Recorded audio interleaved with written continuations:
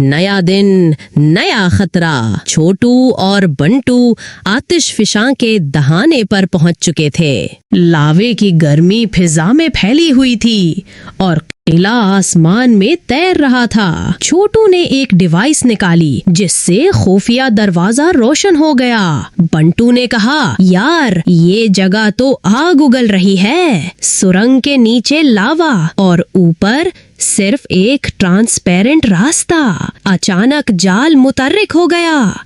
Ledgers और blades हर तरफ। दौड़ो! छोटू की आवाज गूंजी और दोनों तेजी से लपके। बंटू ने कुलाबाजी लगाई और छोटू ने ईएमपी से ब्लेड बंद कर दिया। धमाको, आग और खतरे के बीच वो आखिरकार एक दरवाजे तक पहुंचे जिसको ताला लगा हुआ था।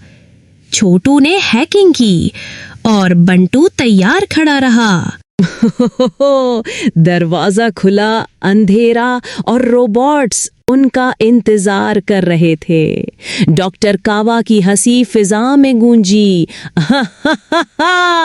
अभी तो पार्टी शुरू हुई है।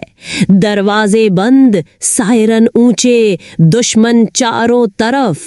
ये तो सिर्फ शुरुआत है, छोटू ने कहा। पीछे हटना नहीं आता। बंटू ने जोर से मुट्ठी बंद की।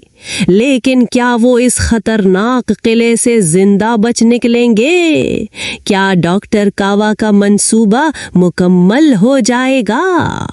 जानने के लिए देखना न भूलिए अगली किस्त में।